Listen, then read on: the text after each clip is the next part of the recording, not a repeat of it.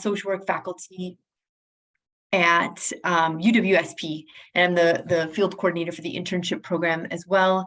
I've also been working on some needs assessments that will be sent out to library patrons and staff, a separate survey for staff in the South Central Library System, and hopefully soon. Mark is helping me update.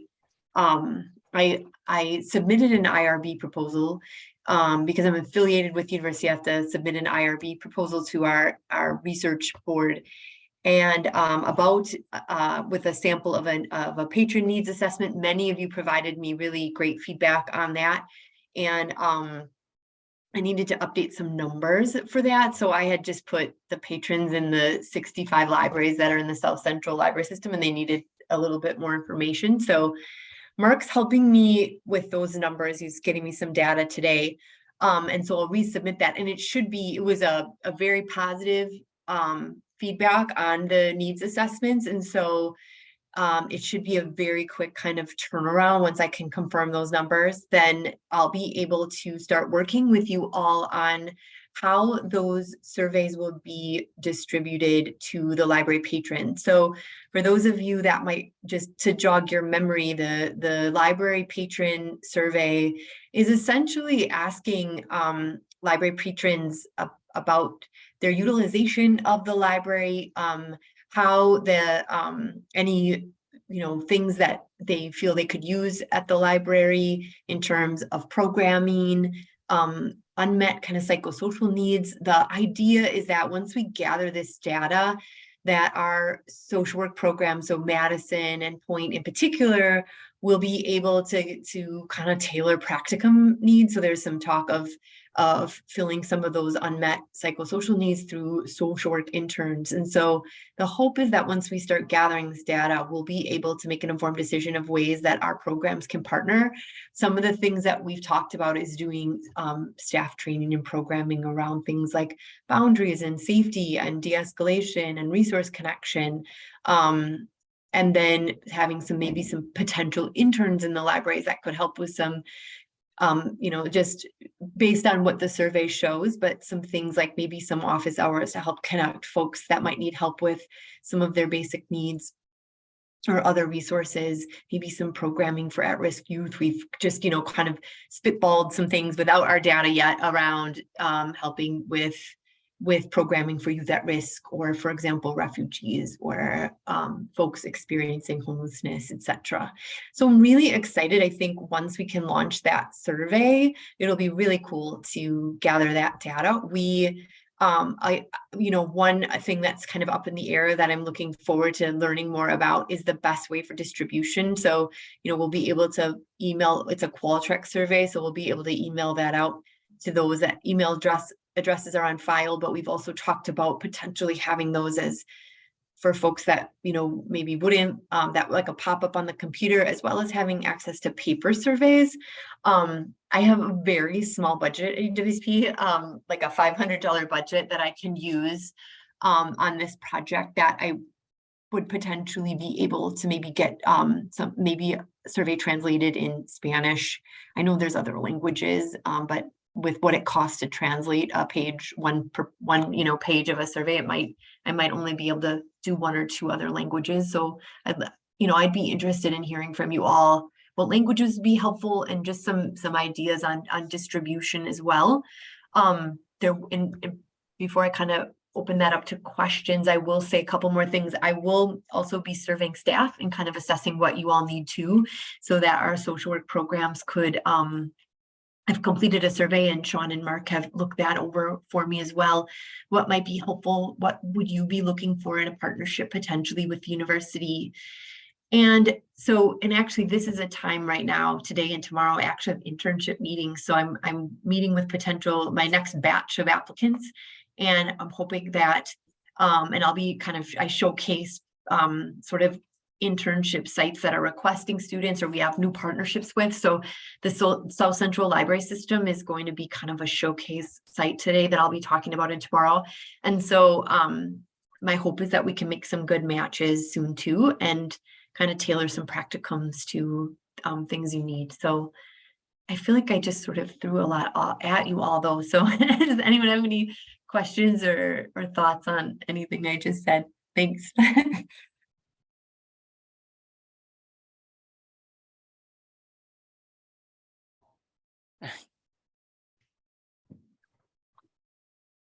So what will be the eventual outcome when you get the surveys back, the community needs surveys back? What's the process after that? Yeah, thanks, Larry. So the process is, so the surveys will be, as they're completed, they populate into the Qualtrics database. So then what the process will be is just sort of reviewing the data. So in terms of what patrons are identifying as programming wishes and goals, or kind of where there's some gaps. So a needs assessment sort of identifies with what are kind of the current things going on and the desired things, what would we like to see on the other end.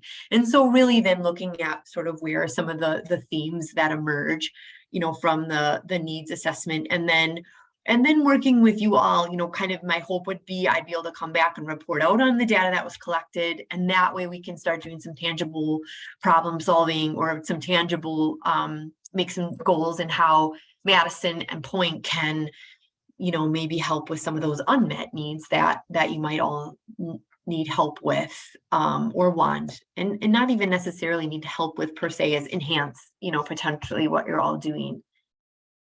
So there'll be some, I'll have to run kind of some of the data. There's I learned today that it's going to be a significant number of patrons potentially surveyed. And so, I'll have to, there's some ways to run the data in Qualtrics that I'll have to use to kind of draw out the themes.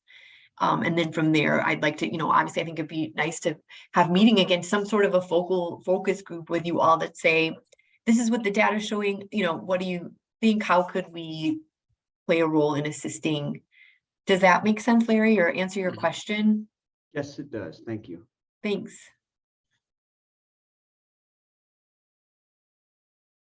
Thanks, Larry. Jess, you will be happy to hear that actually South Central can provide funding for the translation. Oh, so great. we can work together with that, since you're doing this for us, for the public libraries that we serve. We very much see this as a project that we need to support financially as well. So Yay, so let's you. not, we can talk about the budget, but we can provide funding for translation services. We have some money, it's not unlimited, as well as printing if we want to print, provide print copies. So let's not worry about spending your $500 entirely on this. Well, and I will say, Sean, so after, like, I guess they, I'll get, like, have to have one more review of the surveys before we have sort of the final draft. And then that would be wonderful to kind of, these are the final drafts of the patron surveys. And then we can talk about how in the paper copies, like how would we distribute, like where would those be? Would there be sort of a Dropbox that we would then, ask staff to sort of collect and get to me, or how would we, so that's some things that we'll I haven't gotten to wrap my brain around too much yet. So once we get the final approval on the surveys, I think that will be a great next step. So thank you for telling me that. That's exciting. Yeah, you're welcome. And hopefully library staff here have more experiences with collecting the paper surveys, or have ideas about what might be best for that collection point. And not that we need answers today, but if all of you all would start thinking about the paper collection.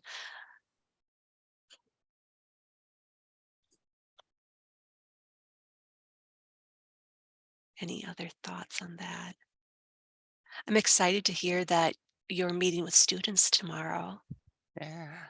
Today at 3 and then tomorrow at noon. So at noon, okay. Yeah, tomorrow at noon and today at 3. So I'm very excited too. I'm really hopeful we can make a couple good matches. I know, especially for I've been in contact with Larry quite a bit just about this region, but I know Madison, and it sounds like Madison has a couple students placed maybe. So I'm excited. I was looking forward to hear how that's going as well, and just to learn from kind of these as we go, how can we improve this partnership and make this a meaningful and a win-win experience, for both of our groups. Yeah, absolutely. Just to perhaps go back a little bit on language access for the folks who are in this meeting today, and when I send out the notes, I'll ask again. But are there ideas off the top of folks' heads what languages we might need for these surveys? And you can respond in the chat too if that's more convenient.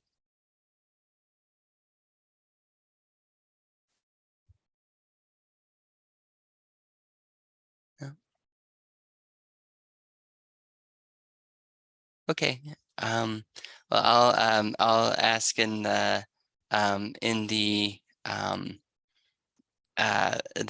follow-up email to this meeting.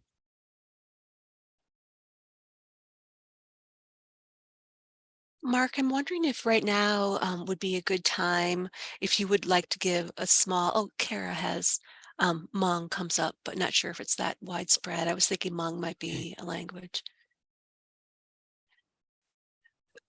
Yeah. Mark and I chatted yesterday about a few ideas that Mark had, about how to maybe provide more information to students.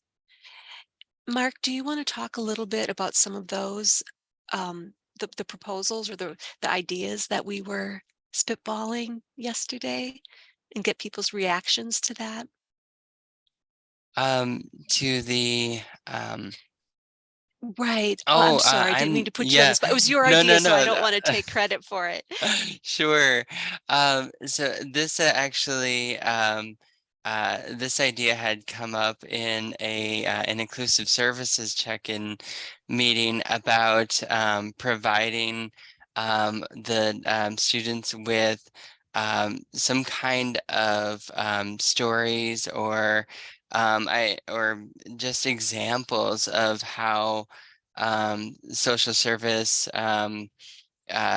services are being provided in our member libraries and partnerships that are already there, such as perhaps if there is like some kind of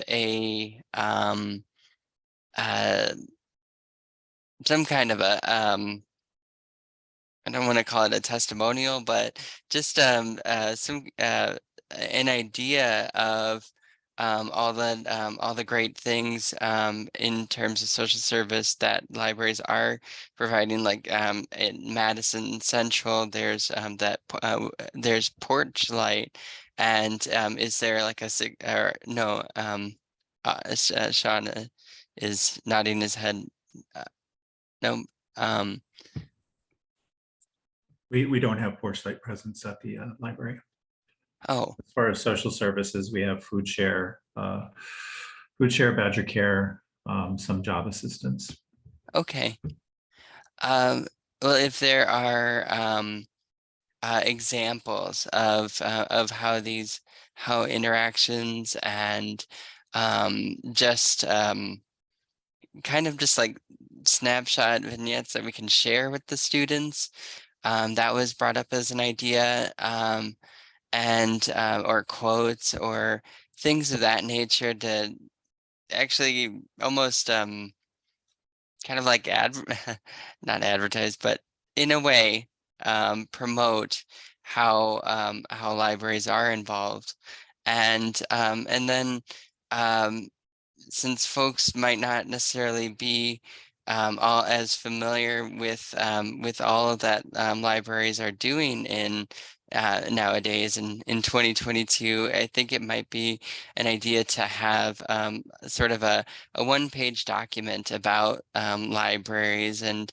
what we provide, and Sean and I can do the putting it together work. But if there are ideas that folks wanted to also point out, just a one pager it's similar to this to the work that I'd been doing with workforce development agencies who may not necessarily be totally familiar with what all that libraries are doing. And it just is sort of like a snapshot overview of what they do. Granted, there's tons of variation, but just something that we can provide to give folks an idea of everything, of all that we do.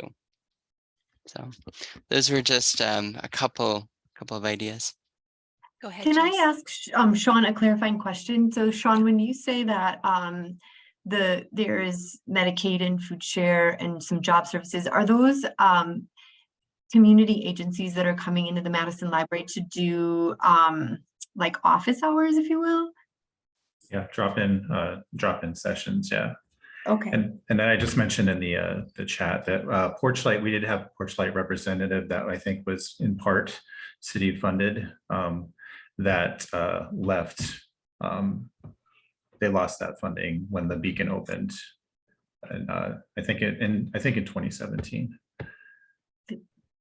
Thanks for that clarification. And I remember, I think it was a previous meeting. I don't remember, and I might be making this up, but I feel like, okay, maybe it was the town of Rome had mentioned that, or one of the sites had mentioned that like a vaccine, they were hosting some vaccine clinic, like a community vaccine site had closed.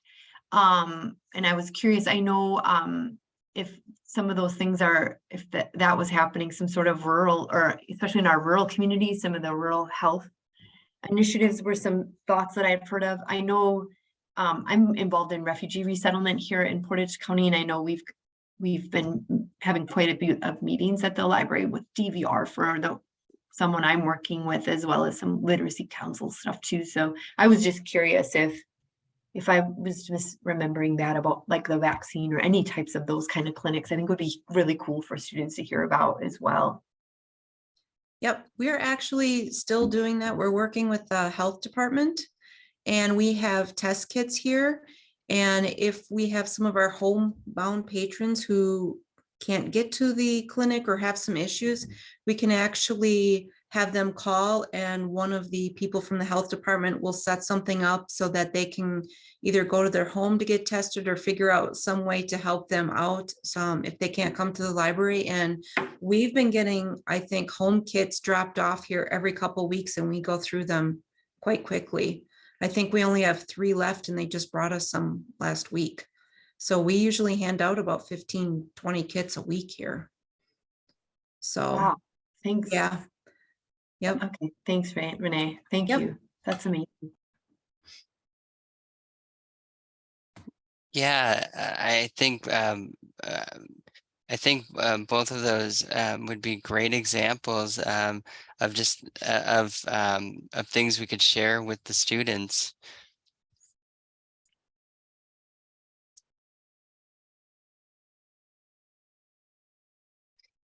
The So. other idea that Mark had was, you know, we really want to, we're trying to figure out the word market. We really want to let students know the types of services that libraries are providing, or the types of needs that we have.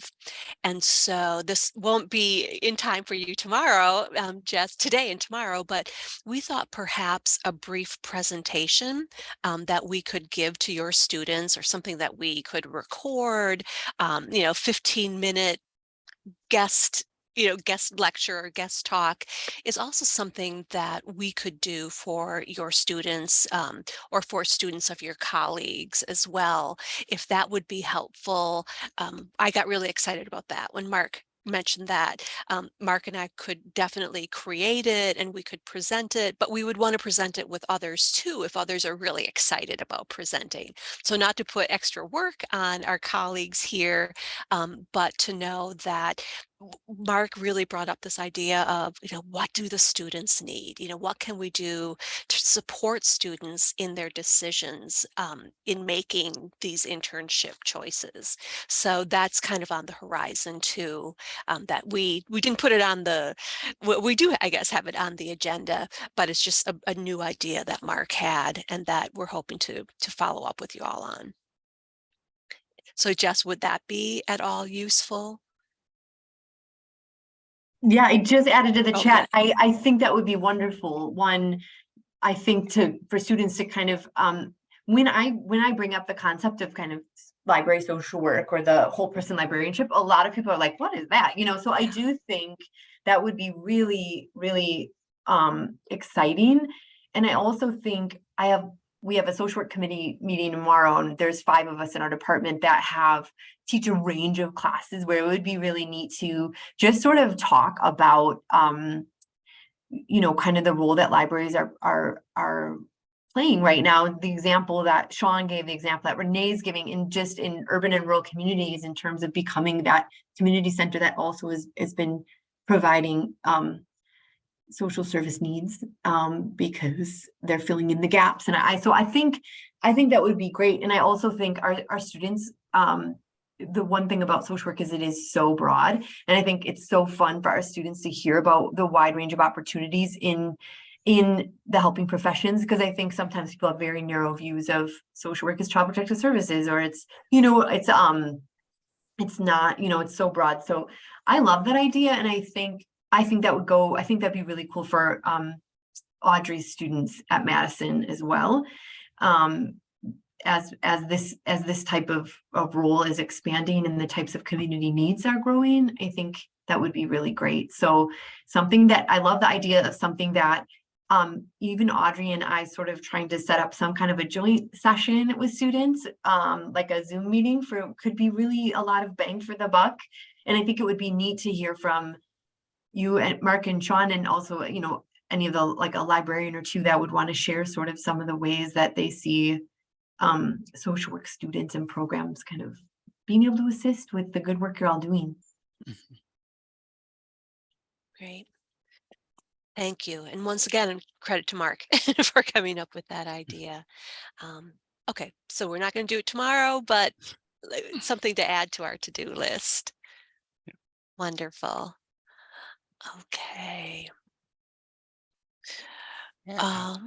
Mark, do you want to? All right.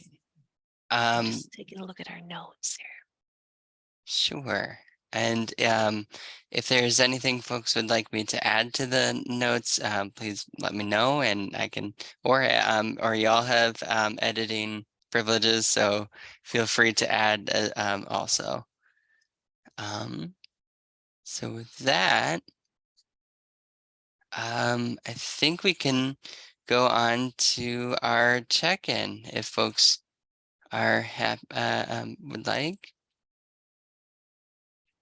And essentially it's something that similar to what we did at our last meeting in July.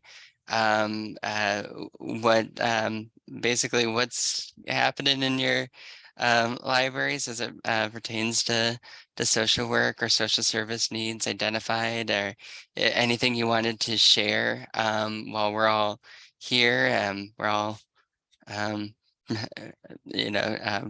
listeners, problem solvers, all that fun stuff. So whoever wants to jump in, please do, and I will keep up with the notes.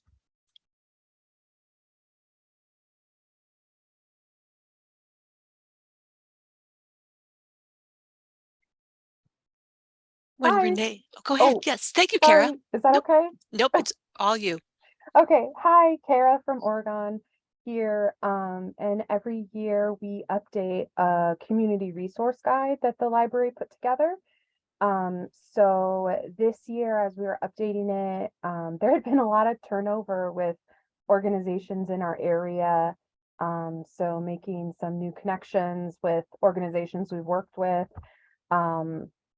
The social worker in our area, Joe, had retired. So connecting with the new contact and some stuff like that. But overall, pretty good. To, just refresh on all of the things that are available in the community. So we're hoping to finish that up soon and get it printed for 2023. All right. Great, thank you.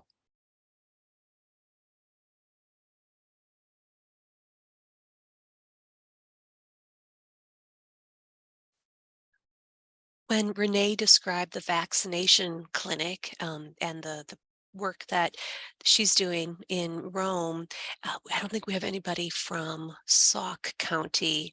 I stopped at the Spring Green Public Library in late summer, and they had an entire table filled with COVID tests and with KN95 masks. And the librarian who I talked to there said that every couple of weeks they're getting the public health department comes and drops things off, and that the materials go very quickly. And I think they're having a vaccine clinic, or they're planning one in Spring Green too. And Bridget, the librarian who I spoke with, said that the patrons really appreciate being able to come to the library to get these materials. So it made me realize that not only are we the stop for workforce development and for all of the other social service support that we've described, but in many of the smaller towns, the library is the place where people get their COVID tests too.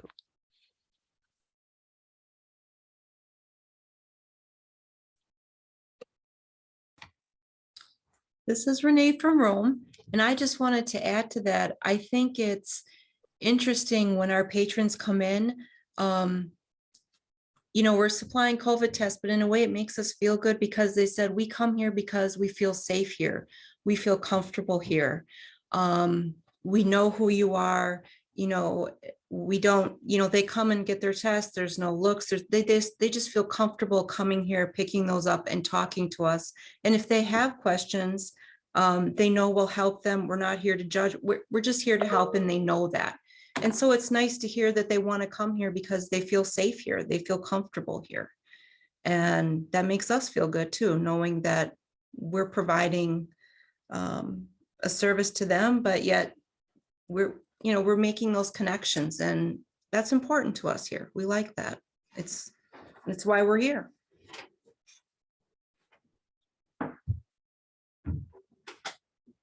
Renee, I think you just said something that is central to any messages that we share with students, that people come to the library because they feel safe, comfortable, and there's no judgment. And that was kind of a light bulb moment for me. I'm feeling like, okay, that's how we start off our conversation or our presentations with any students. Mm-hmm. Yep.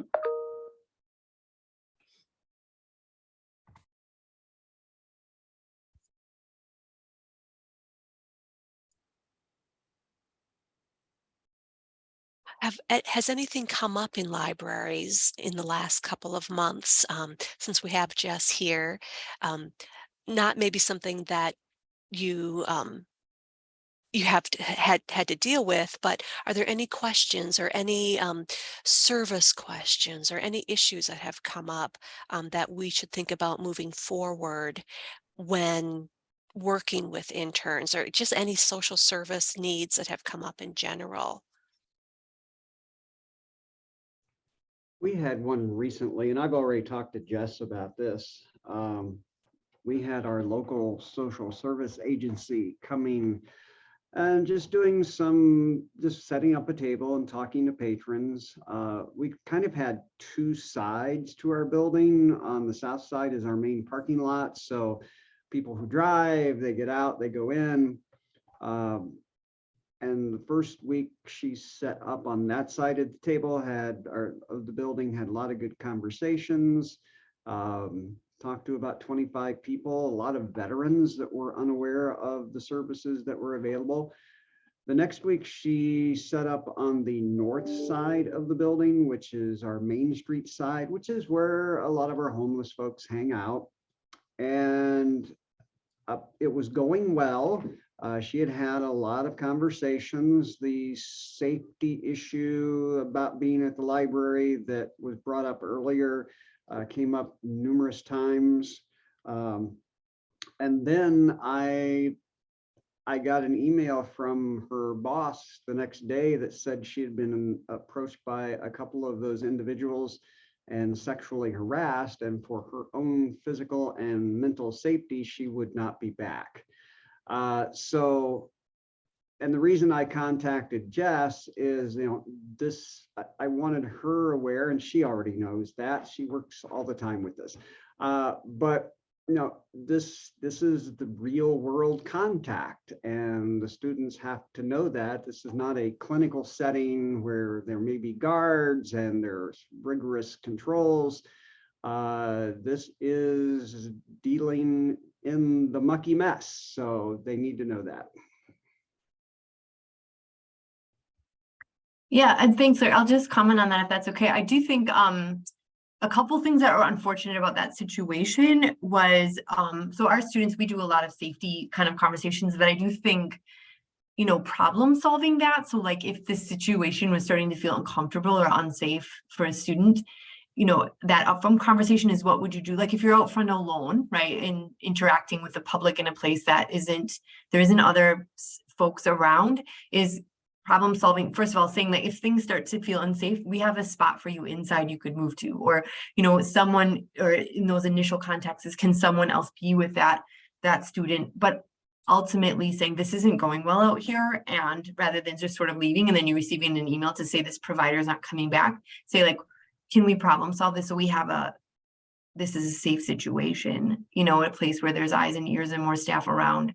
So, as soon as that started to get uncomfortable, and this wasn't, obviously they're not affiliated with the university, this person. So but I do feel like those are conversations we have a lot about planning for safety and problem solving these situations, because we do work with folks in, our students are aware we're working with folks with, a number of complex issues that can sometimes present in ways that may make a student feel uncomfortable, and no one should endure any kind of harassment at all. So like if, how do we prevent that? If that's happening, what do we do next? What are our next steps? So our hope would be that we would be able to problem solve that before it would happen. But if that is happening, how do we make sure everybody's safe, and what's a plan B? Right. And nobody wants that to happen, but now it's like, where do we go from here? And time has been enough that I'm going to sort of, I'm working on an email now as we're sitting here, contacting her supervisor and saying, it's been a while. Is there a way that we can actually relook at this? Because it was helpful to a number of people, except for just those two idiots. So, so I hate to throw everything away just because of two people. So.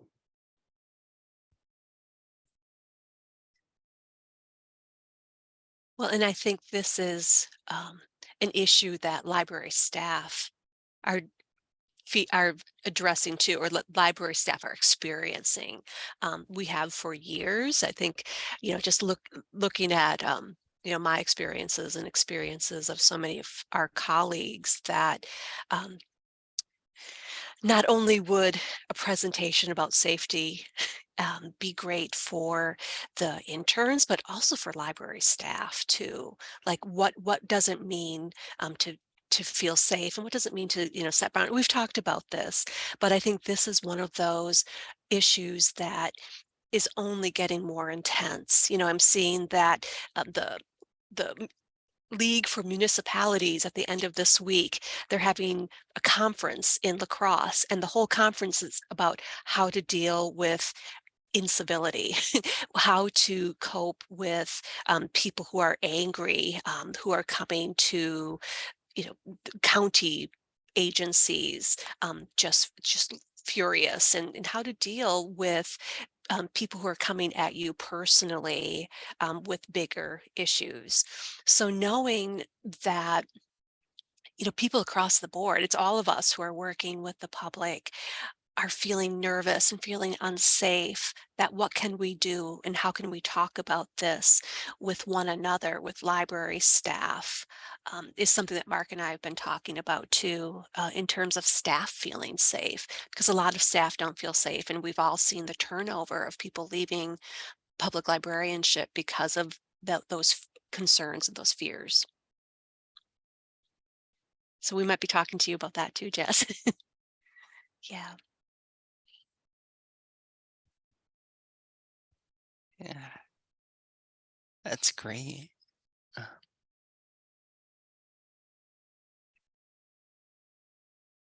Are there any other questions that we have for Jess? I know it's getting to be close to that 11:45 time when you need to leave. Any other examples of things that have come up? I'm also just gonna throw my email in the chat too, like Mhm. as, you know, I'm always happy to sort of talk with folks individually if something comes up too, or you know, as we continue to all get to know one another and work together. So I'm sorry, I gotta take off. My email is in there, and I just have a couple minutes and then I gotta run across Sure. campus. But Yep. thank you.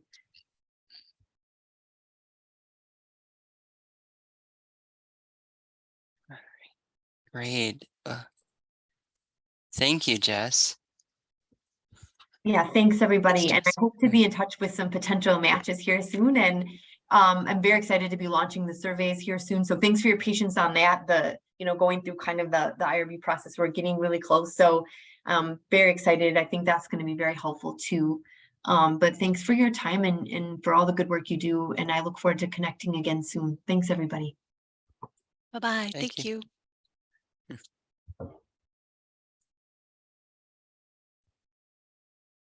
All right. Oh.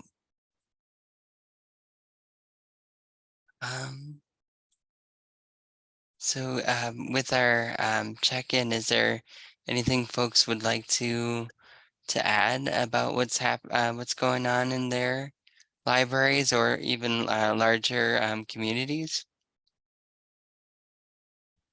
in there?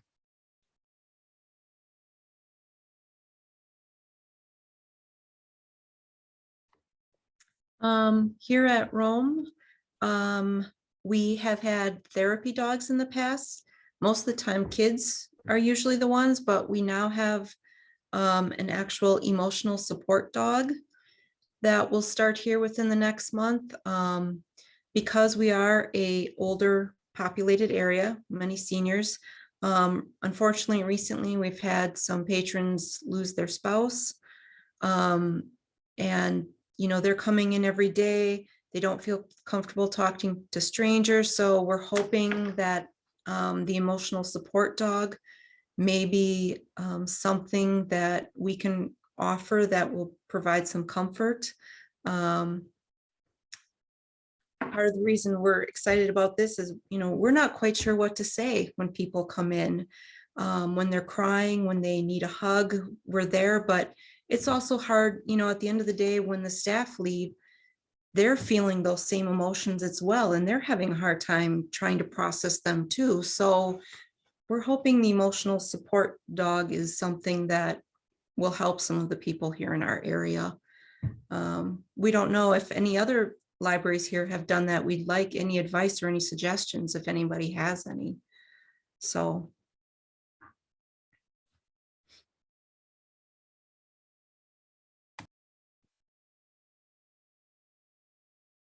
Renee, how often is the dog coming in? Do you have a schedule? Right now we're hoping Mondays and Thursdays. This woman actually Tuesdays and Wednesdays goes to a hospice center. I think in Wausau, Wisconsin Rapids area. So she'll be with us on Mondays and Thursdays.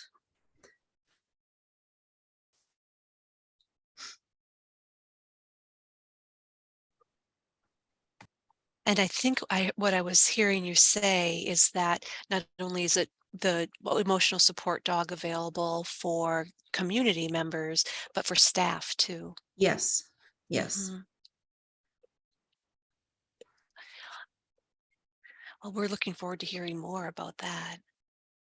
Yeah, and again, if anyone has any experience, we like any suggestions, hints, what works, what doesn't, because this is, like I said, we've had the therapy dog and the kids love that. They love reading to the dog. The dog just kind of doesn't nap, but they do kind of zone out a little bit, but the kids think that's fun. But we're hoping we can get this going for some of the patrons here, so.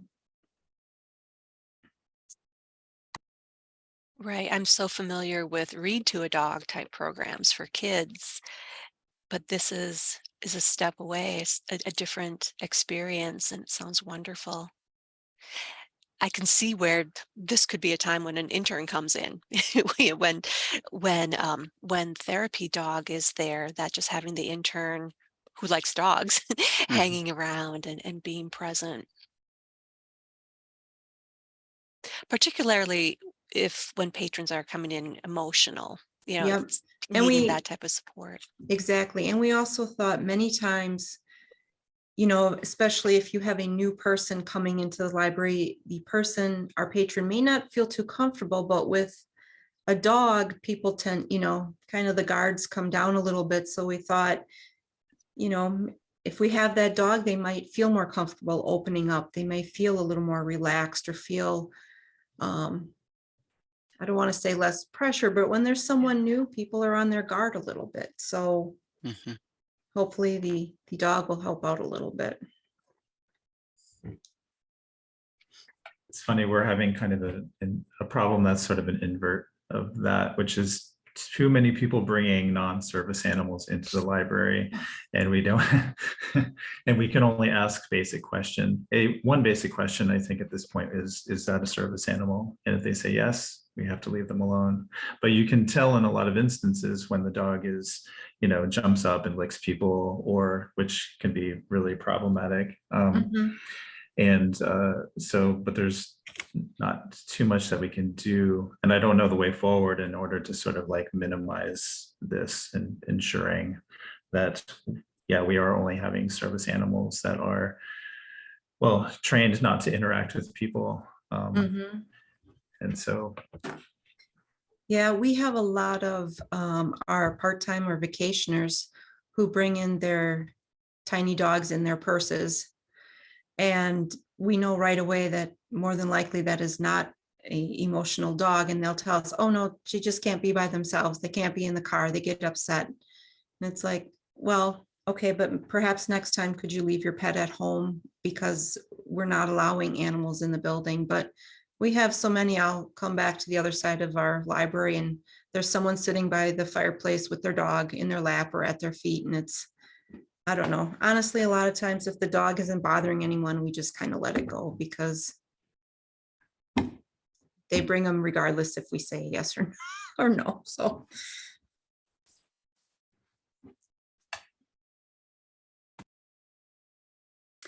we've had quite an uptick of just community need in the last couple of weeks at Lakeview. Just a couple of examples of someone coming in, surviving a domestic abuse attack and needing shelter and food for herself and her tiny baby. Another family with a mom and 4 kids who lost their housing and were in the library all day long trying to secure help. A couple of people with caseworkers who had mental health breaks and needed intervention to keep people safe. And on the one hand, we're really happy that people feel that the library is a resource and a good place to be, but we also feel like we need to be shored up a little bit about who our resources are and also to know the limitations of those things. We spent a long time calling our partners, our community partners, and our social and psychological help folks. And as we all know, it's not instant help. And what are our boundaries? What do we do if we get to the end of the day and we haven't found someone housing? And how do we take care of our staff members who are providing those links and helping ourselves, helping them, having all the resources we can and being efficient about it. So I don't know if that's a specific question or comment or whatever. It's kind of putting out there that things have kind of increased lately, and I think it's a good thing and a challenging thing. And we're just kind of working on strengthening those community connections and making sure we know who our resources are and what our boundaries are and how to keep everybody safe. Who are some of your partners who you contact, or the resources, resource agencies? United Way tends to be our first go-to because they usually have a list and specifically can tell us, where the food banks are, which ones are open, which shelters are taking which kinds of people. So that's always a good start. But the other day we called through about 12 people with this real emergency situation, and it's no fault on any of our partners, but they're full. They couldn't call back for several days. It just kind of shows that we're all kind of in the same boat. Trying to think of, we use the ADRC for senior resources, Salvation Army for shelter, trying to think several, River Food Pantry. Sometimes even local churches will have a fund to help somebody get some emergency help, but Thank you.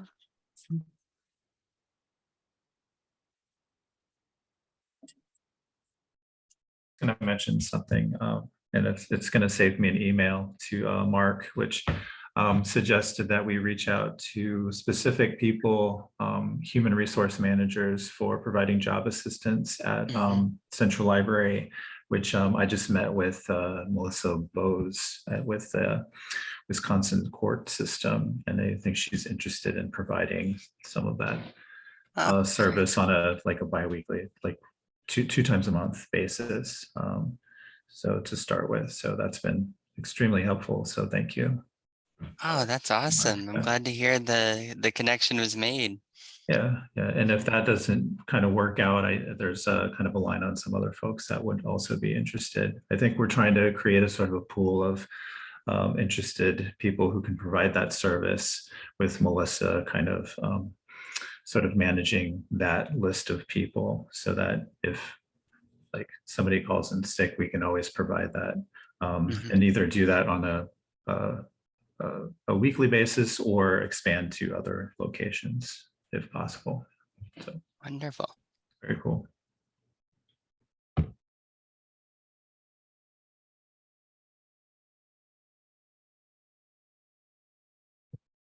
there any final thoughts or questions or things that have come up during the last few minutes before we adjourn?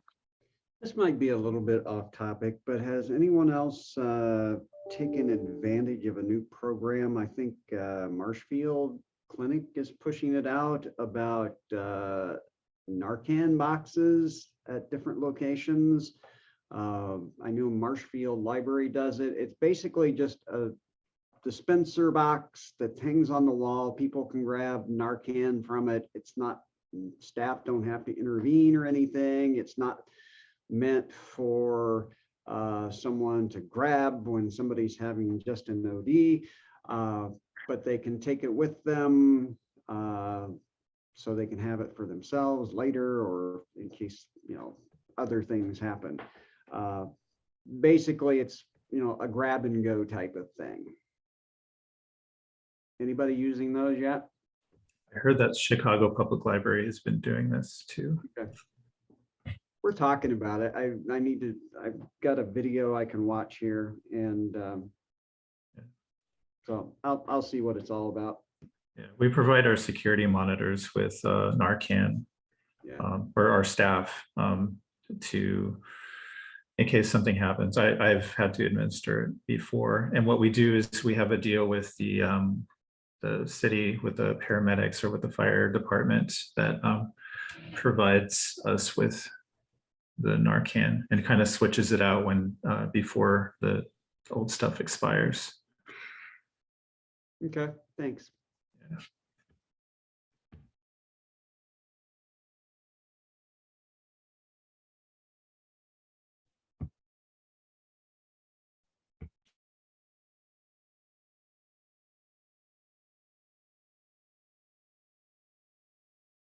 Well, if there's nothing else, we can say goodbye for now. Thank you all. Oh, Mark, I'm sorry. Yes, actually, there is one thing sorry. else that regarding the survey, and it'll also be in the follow-up email, but along with the patron survey, there will be the staff survey. I've got the information for rough estimates for the patron number of patrons there are, but if folks can also provide the number of staff members who would be taking the survey, that would be helpful also to have, to provide to Jess, so that she knows how many staff will be taking the survey. So I will include that in my follow-up email. Thank you, Mark. Mhm. Well, once again, thank you everybody for your presence and for sharing some of these difficult stories, I know. And we will be sending updates and we'll be moving forward. Thank you all. Great. Yes, thanks everyone. Hope you enjoy the rest of your day and week. Gosh, it's almost weekend already. Yeah.